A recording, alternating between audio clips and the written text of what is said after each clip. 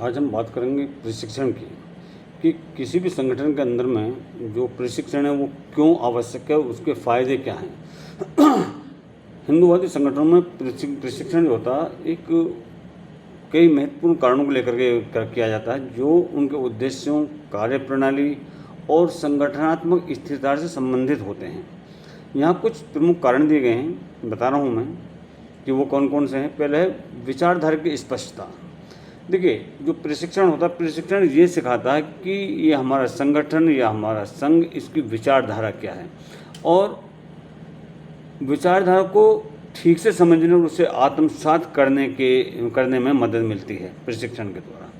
और ये सुनिश्चित करता है कि संगठन के सभी सदस्य एक समान दृष्टि से और एक विचारधारा पर काम करें। दूसरा, संगठनात्मक एकता। एक अच्छे प्रशिक्षण से संगठन के सभी सदस्यों में एकता और सहकारिता बढ़ती है। इससे समूह में अनुशासन और संगठित तरीके से कार्य करने की भावना पैदा होती है और संगठन से संचार कौशल भी बढ़ता है। कैसे?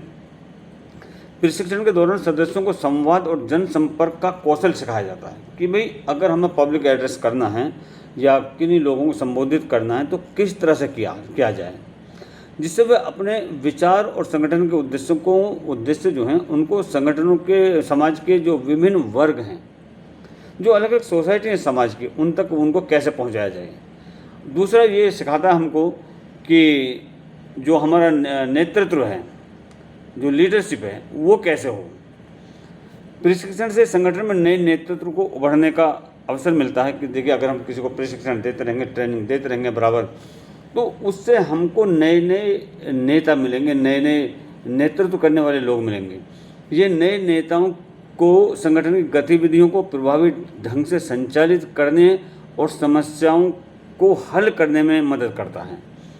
प्रचार और विस्तार, ये इसके अंदर भी बहुत ज़्यादा लाभदायक है। प्रशिक्षण सदस्यों को संगठन के प्रचार और उसका विस्तार करने की जो टेक्निक्स हैं, उनमें किसी भी व्यक्ति को, किसी भी सदस्य को निपुण बनाता है। यह उन्हें नए सदस्यों को भर्ती करने, कार्यक्रमों के आयोजन किस तरह से हों और संगठन की विचारधारा को प्रचार और प्रसारित करने में सक्षम बनाता है एक सदस्य को। सुरक्षा और रणनीति, देखिए इसका एक और वो है जो प्रशिक्षण होता है कि इसका और क्या फ़ायदे हैं। सुरक्षा और रणनीति बनाने में भी हमारी मदद करता है। कुछ मामलों में प्रशिक्षण से सदस्यों को सुरक्षा की दृष्टि से भी तैयार किया जाता है, क्योंकि आज का जो वक्त है इसमें हमको अगर अपने संगठन को आगे बढ़ाना है या संघ को आगे बढ़ाना है तो हमको सुरक्षा भी अपनी सुनिश्चित करनी होती है। और ये सुरक्षा की दृष्टिकोण से भी ये एक अच्छा वो है, ताकि जो हमारे सदस्य हैं वे संगठन के उद्देश्यों की रक्षा कर सकें और विरोध या संकट की विशेष परिस्थिति में सही रणनीति अपना सकें। नैतिकता और अनुशासन भी ये सिखाता है।